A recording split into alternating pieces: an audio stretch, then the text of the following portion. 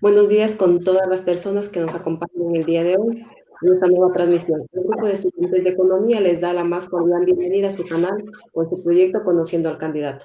Para el día de hoy tenemos al invitado César Montúfar. Buenos días, estimado. Muy buenos días. Buenos días, un gusto. Ya.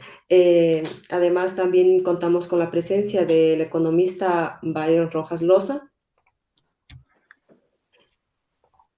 el cual ha obtenido su título en la Universidad Central del Ecuador, realizado cursos, seminarios, talleres, congresos en varias universidades e instituciones financieras públicas y privadas.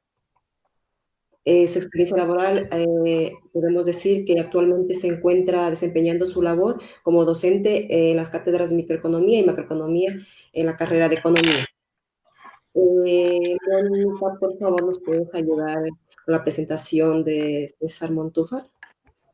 Claro, con mucho gusto. César Montúfar está como candidato para la presidencia. Él nació en Quito en 1964, tiene un título en Sociología y Ciencias Políticas por la Pontificia Universidad Católica del Ecuador, además de una maestría y un PhD en Ciencias Políticas. Se ha desempeñado como docente en la Universidad Andina Simón Bolívar y también ha sido articulista por varias veces y ocasiones en el diario El Comercio. A continuación, Jefferson, por favor. Buenos días. Para este conversatorio hemos tomado en cuenta su plan de gobierno basándonos en lo que se refiere a la economía y a la educación. A continuación detallamos los objetivos principales de su plan de gobierno. Primero, conformar un pacto constitucional que establezca un Estado constitucional de derecho, con efectiva división de poderes, una administración descentralizada y una democracia representativa y participativa. Segundo, alcanzar la garantía plena de los derechos humanos de todos los habitantes del Ecuador, creando las condiciones sociales, económicas y políticas para la equidad, la superación de la pobreza, constitución de una sociedad multicultural, incluyente y plural. Tercero, estructurar una economía productiva, sustentable, solidaria e inserta en el mundo, regulada por el Estado, basada en iniciativas del sector privado, especialmente pequeño y mediano, y de la economía popular y solidaria. Un modelo económico que priorice la generación de empleos de calidad y un modelo sólido de la dolarización. A continuación damos inicio a la ronda de preguntas, estimado César. Tiene 5 minutos para responder cada pregunta. Por favor, compañera Andrea.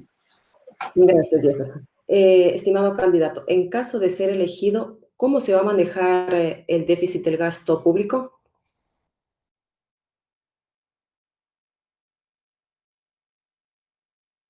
El micrófono, por favor, ¿podría encenderlo? Bueno, primero, muchísimas gracias a todos por esta invitación. Para mí es un gusto el poder conversar con jóvenes y me gustaría también escucharles y, y conocer qué piensan, cómo ven también la situación del país, la situación de la economía. Esperemos que este diálogo sea una retroalimentación, no solamente una exposición de mi parte. Así que hagamos de esta conversación lo más interactiva posible y por eso les decía que me interrumpan si es que consideran necesario.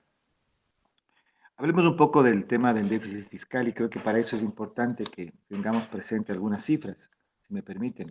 Creo que aquello nos va a permitir el entender la problemática en la que nos encontramos, porque de lo contrario es muy difícil entender, si no entendemos claro, perdón, tengo aquí mis notas que quiero coger para que ustedes, para poder tener una conversación más fluida y documentada sobre todo. Aquí estamos. A ver. Aquí estamos. A ver, veamos algunas cifras que me parece que son fundamentales para, para, para tener la película clara y entonces avanzar en la discusión. A ver. Ay, estoy confundido de las hojas, perdónenme, un ratito nomás, un ratito. Tengo aquí mis notas. Para no hablar en el aire, sino más bien centrar la discusión en temas más.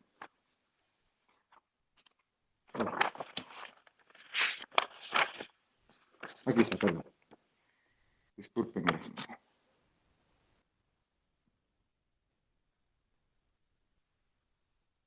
Perfecto, aquí estamos, discúlpenme. A ver, las últimas cifras que están circulando en el tema de déficit fiscal, más o menos, plantean que el déficit fiscal en el año 2020 cerró en un 6.7% del Producto Interno Bruto.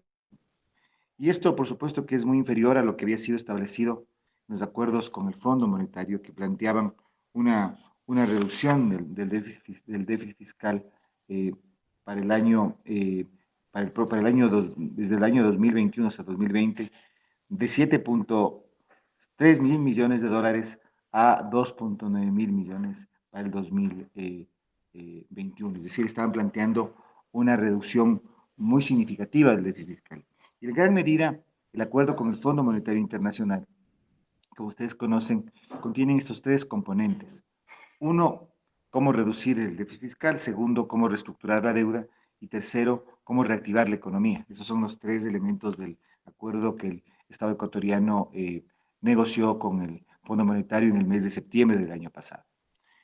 Eso quiere decir que estamos en una situación crítica. En realidad, el Estado ecuatoriano está quebrado. Los dos grandes componentes del déficit fiscal son, por un lado, la deuda que el Estado tiene, principalmente la deuda interna, con distintos proveedores, por supuesto también las obligaciones de deuda externa, y segundo, podríamos decir el gasto que requiere o la inversión que requiere para el propio funcionamiento del Estado.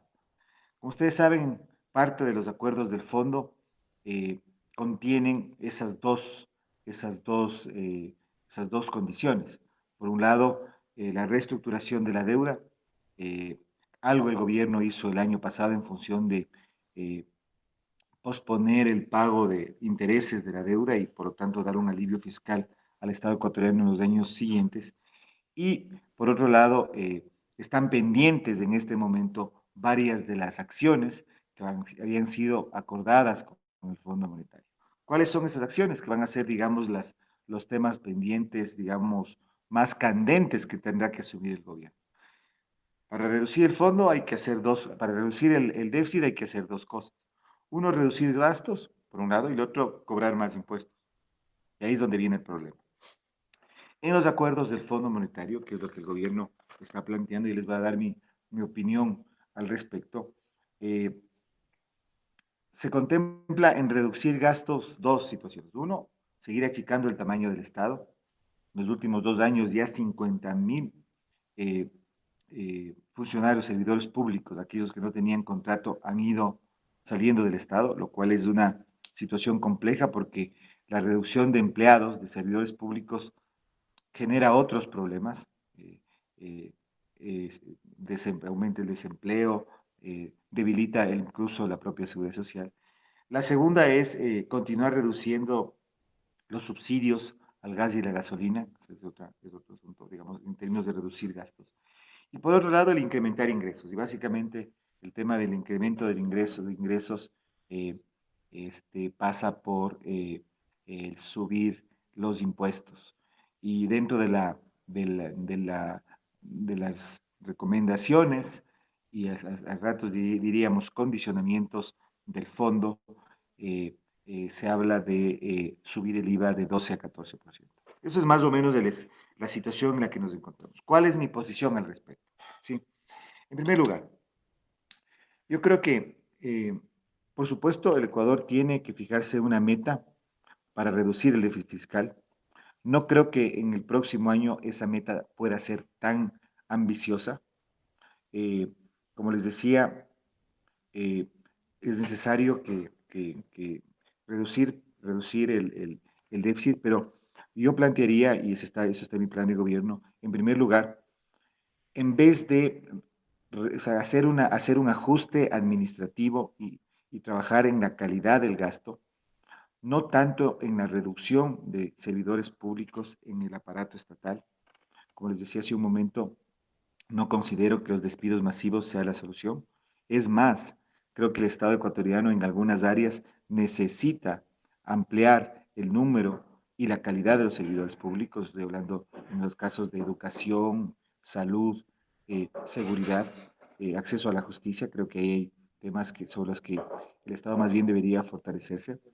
En segundo lugar, me parece que el tema de los subsidios, antes que pensar en una perspectiva de simple reducción de los subsidios, creo que lo que es que avanzar hacia la focalización, una focalización hacia los sectores más necesitados de los subsidios. Yo no descartaría focalizar el subsidio al gas e incluso que este subsidio pueda ser incorporado a, la, al, a la transferencia que es parte del bono de desarrollo humano y que va a las familias menos protegidas y más vulnerables del país. Y en lo que tiene que ver con la Estimado situación César, tributaria. le queda Sí, ya poco tiempo. sí, ya termino. Y en lo que tiene que ver con el tema de la reforma tributaria, yo no soy partidario de subir el IVA. Creo que el país tiene, el Ecuador tiene una asignatura pendiente que es de reactivación económica y por lo tanto el IVA no necesariamente es la mejor forma de aumentar los ingresos tributarios, aunque sí de detener el desarrollo económico. Y soy más bien partidario de mantener el IVA, revisar algunas exenciones que sí se podrían revisar, eh, eh, eliminar, digamos, lo que es este impuesto a los microempresarios, el 2%, que fue incluido en la última ley humanitaria, y más bien avanzar en establecer un impuesto al patrimonio, solo a personas naturales, solo a personas que tengan un patrimonio superior al $1.000.000, un 1% anual, lo que querría decir, solo quien tenga un patrimonio, personas naturales, por sobre $1.000.000, pagarían un 1% adicional. Ese es un poco el esquema que yo les plantearía en el ámbito del déficit fiscal. Estimado César, le interrumpo.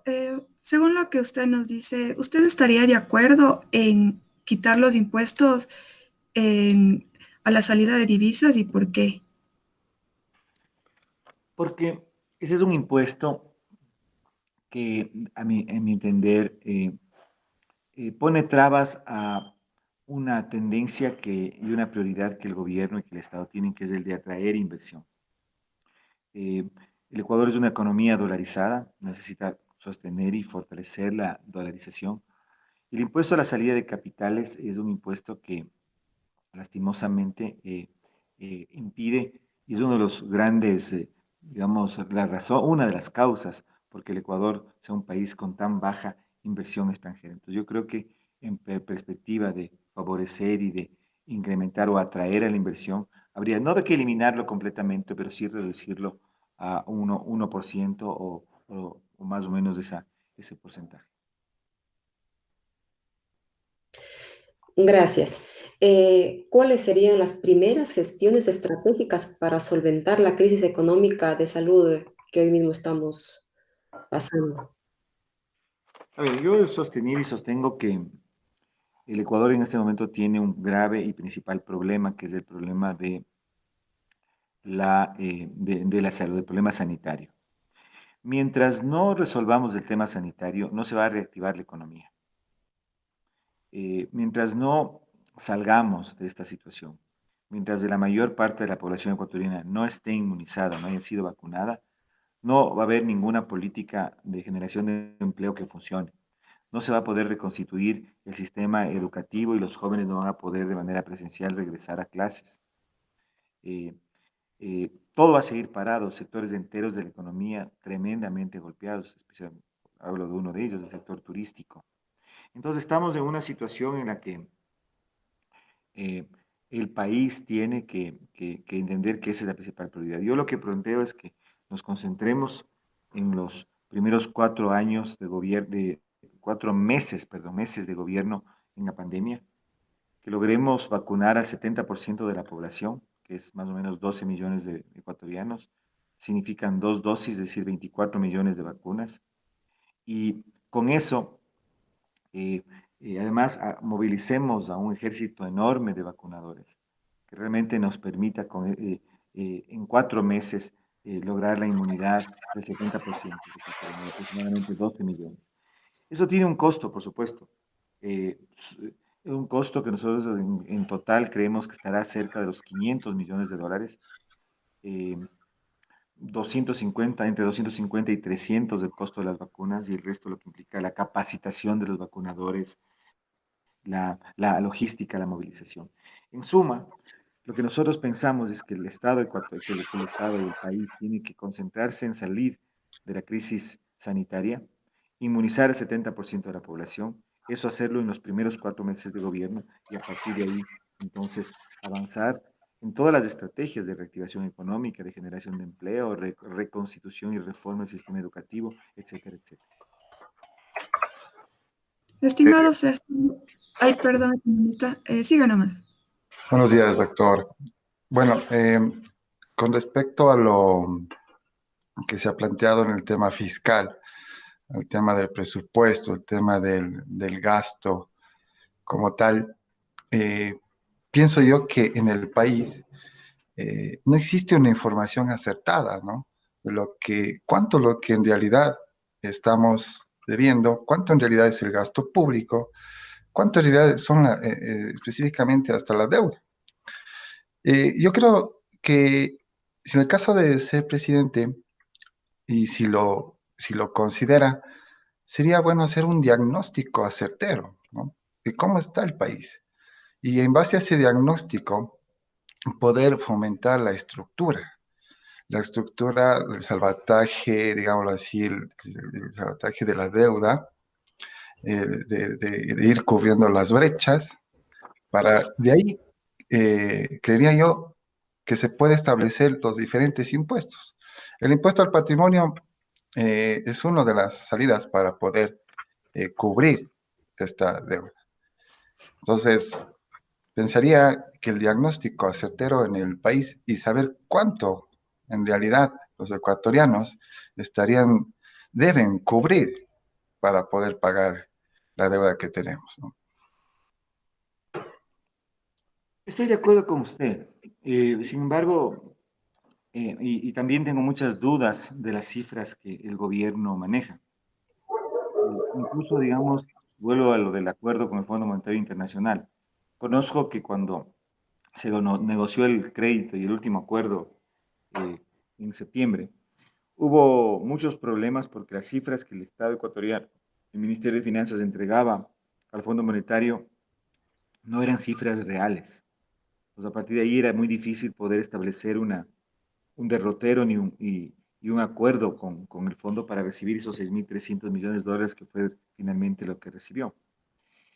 Sin embargo, creo que por supuesto que es necesario estudiar y partir de un diagnóstico, pero el gobierno tiene que comenzar a actuar desde el primer día. No puede esperar 1, 2, 3 meses a ajustar las cifras para comenzar a actuar. Yo creo que eso tiene que hacerse más o menos en el camino, ¿sí? Y creo que ese tema es central, digamos. Eh, yo creo que hay que partir en este momento de las cifras que están en el acuerdo con el fondo, que diría son las que mayor certeza nos brindan. Y eso nos dicen que el déficit fiscal está en este momento en un 6.7% del PIB, que es muy alto, ¿cierto? Eso implica que el Estado ecuatoriano está en una situación muy crítica.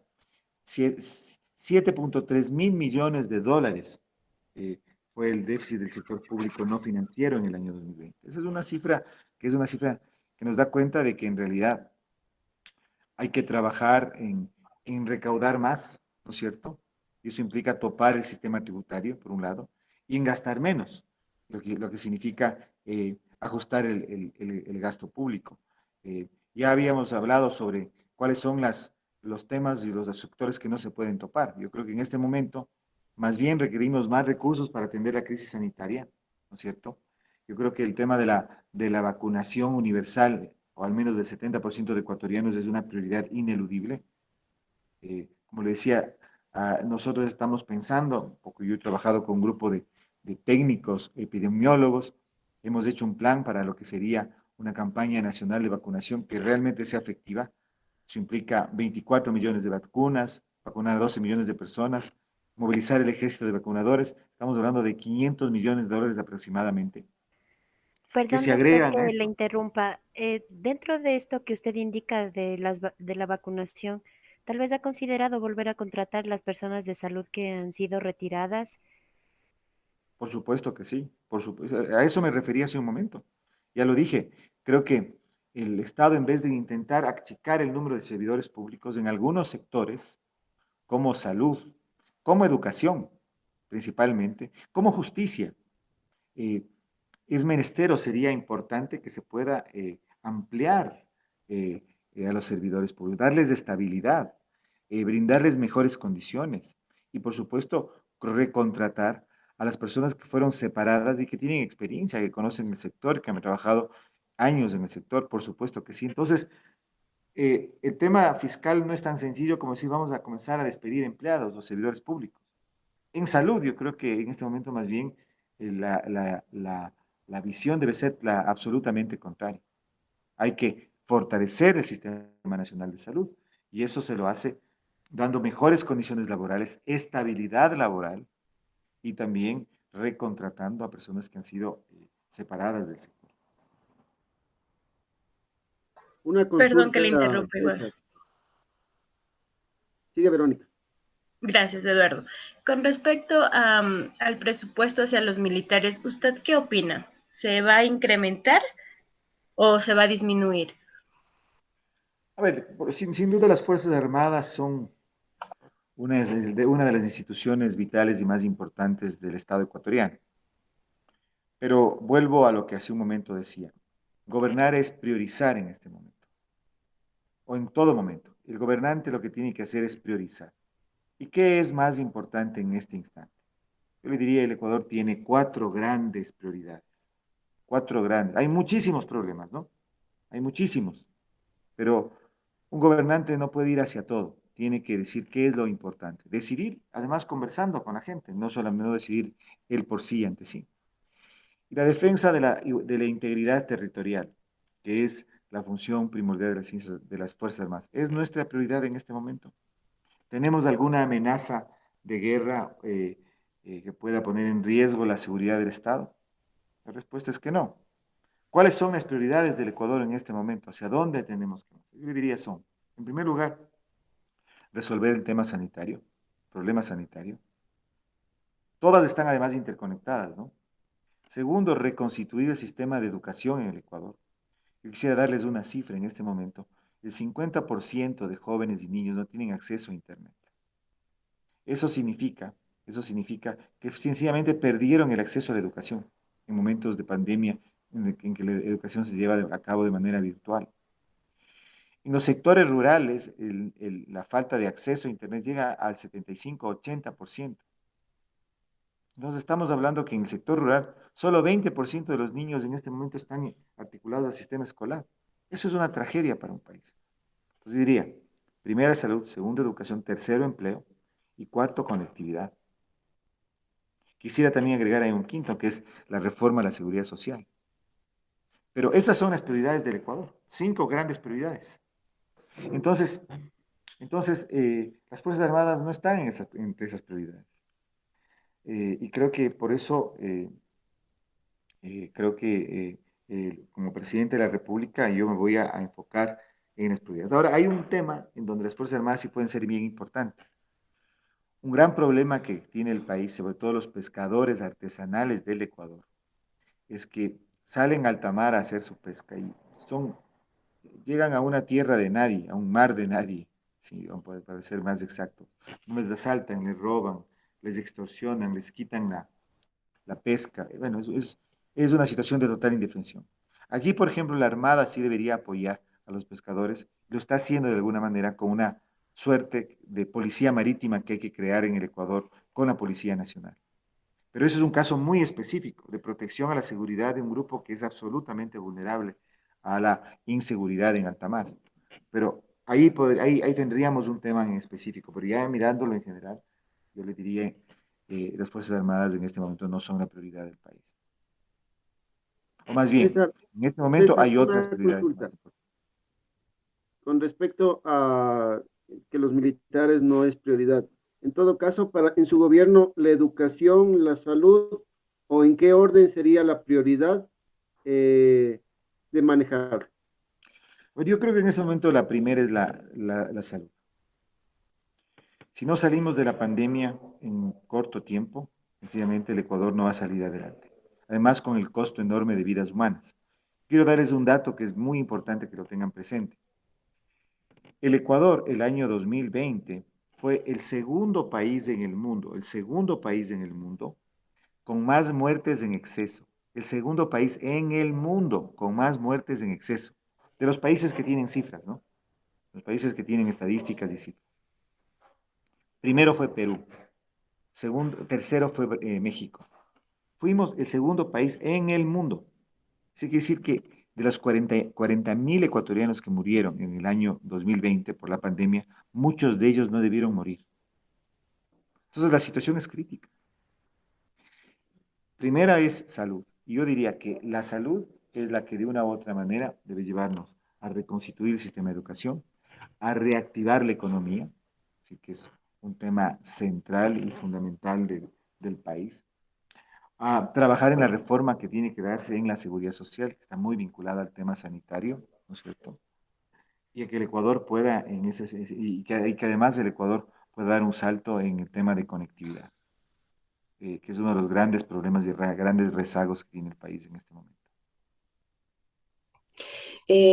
Estimado candidato, ya que soy estudiante, me preocupa la reforma que pueda haber al sistema de educación superior. ¿Me puede ayudar cómo sería la reforma que propone usted? Sí, claro, por supuesto. Mira, yo soy profesor universitario, entonces conozco el tema de la universidad, creo que con algún nivel de profundidad. A ver, creo que partimos también del diagnóstico de que la Universidad Ecuatoriana está en una absoluta crisis. Por lo tanto, merece una reforma integral, ¿sí? Pero ¿por dónde comenzamos esa reforma integral? Que es quizá lo importante. Primero, yo creo que tenemos que devolver a la universidad su autonomía. La universidad es, y sobre todo la universidad pública, es la conciencia crítica de una sociedad. Y una universidad sin autonomía, sin que se maneje a sí misma, no va a salir de la crisis. Segundo lugar, tenemos que garantizar el acceso de los jóvenes estudiantes al sistema educativo. En estos últimos años, 1.300.000 jóvenes por un examen absurdo, un examen que yo diría concebido desde un modelo de universidad ajeno y extraño, excluyó del sistema educativo a, ya dije, 1.300.000 jóvenes aproximadamente. Ese examen tiene que desaparecer. Son las universidades y cada facultad, debería ser lo ideal, determine cuáles son los requisitos para la matriculación de los estudiantes, los cursos de nivelación que es necesario si es que así fuera el caso. Pero en realidad eso además va a permitir que la universidad pueda fortalecer y no tener el problema que hoy tiene, que su capacidad está subutilizada. Fíjese el absurdo del examen. Por un lado se excluyó a muchísimos jóvenes del sistema y por otro lado tenemos que el sistema universitario está la infraestructura universitaria está subutilizada. Entonces tenemos ahí una contradicción. Ese es en segundo lugar. En tercer lugar, el Estado tiene que dejar y el gobierno de regular la universidad, eso tiene que ver con la autonomía, y desburocratizar los procesos de aprendizaje y de enseñanza. Miren, yo soy profesor, y un profesor tiene una vocación que es enseñar y aprender al mismo tiempo que enseña. A los profesores se les transformó en unos burócratas, llenadores de formularios. La vocación del maestro es distinta y tiene que ser desplegada, desarrollada. Y por último, lo más importante de ese salto que tenemos que dar, que tiene que ver con el tema de la conectividad. La educación y la tecnología a nivel de todos, básico, bachillerato y universitario, los tres niveles, debe consolidar una, ¿cómo le podría decir? Un nuevo modelo de educación en que lo presencial, lo semipresencial y lo virtual se combinen. Y por último, articular la universidad, acercar la universidad a la empresa, la universidad a la sociedad. Nosotros estamos trabajando, tenemos un proyecto interesante que se llama Formación Dual, que implica que, y para eso nos ayuda mucho la virtualidad, la posibilidad de tener programas semipresenciales o virtuales, en que las empresas, trabajar con las cámaras para que las empresas y la universidad puedan acordar tipos de asignatura, carreras incluso, que puedan estar muy vinculadas a las necesidades de la empresa para que sea esta un mecanismo de articular formación y empleo para los jóvenes.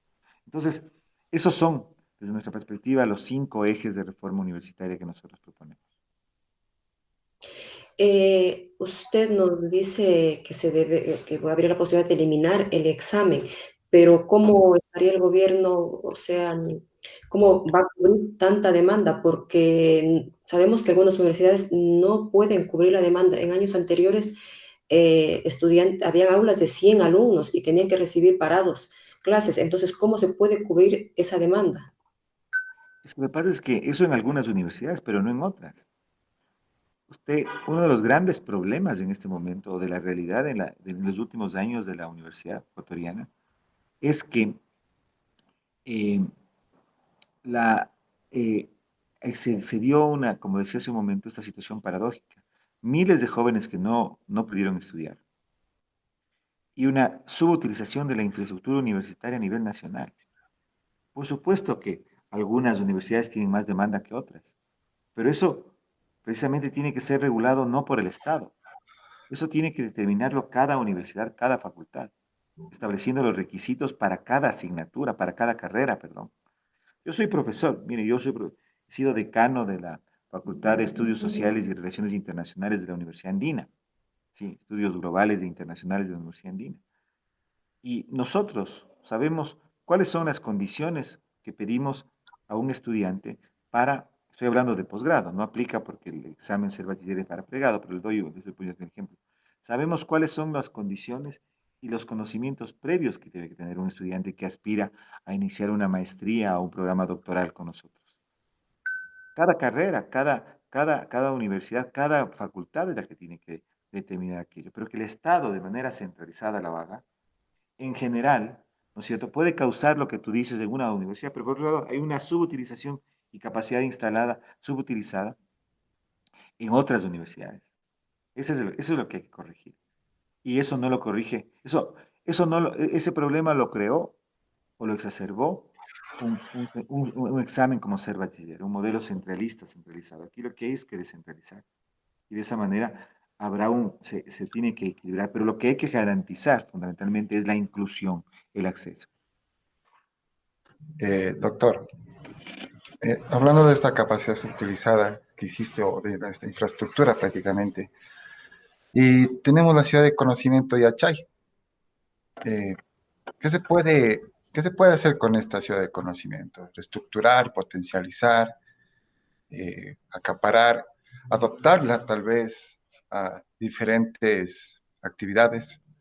¿Por qué? Porque tenemos un elefante blanco ahí, ¿no? Tenemos un elefante blanco, tenemos una infraestructura que está desperdiciándose. ¿Qué se podría hacer en Yachay?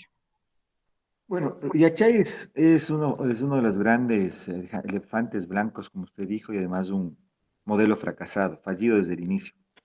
La idea del gobierno de Correa fue trasplantar una experiencia ajena al Ecuador y no funcionó.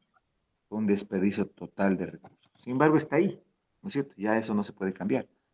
¿Qué es lo que nosotros proponemos? Yachay debería convertirse no en una universidad en sí misma, o transformarse no en lo que es, tiene que transformarse hacia ser un espacio de articulación de los esfuerzos de investigación e innovación tecnológica de las universidades ya existentes en el Ecuador. Miren, tenemos universidades que han venido trabajando en el desarrollo tecnológico, en la innovación desde mucho tiempo atrás. La ISPOL, Escuela Politécnica Nacional, por mencionar algunas, muchísimas. Aquí yo estoy en este momento aquí en Cuenca, la Universidad de la SOA y la Universidad de Cuenca. Entonces, Yachay debe ser un espacio de articulación de esos esfuerzos ya existentes en las universidades. Eh, Vuelvo al tema, la capacidad instalada, la infraestructura que ya existe, el conocimiento y el trabajo de investigación que ya existe. Eso debe seguir de Yachay. Pues Yachay tiene que transformarse, hacer esa universidad quimérica que soñó el correísmo, que no nunca pudo ser, para ser más bien un espacio de articulación y potenciación de lo que ya existe en esfuerzos de investigación e innovación tecnológica en las universidades ecuatorianas, no desarrolladas ahora, sino desarrolladas desde décadas atrás.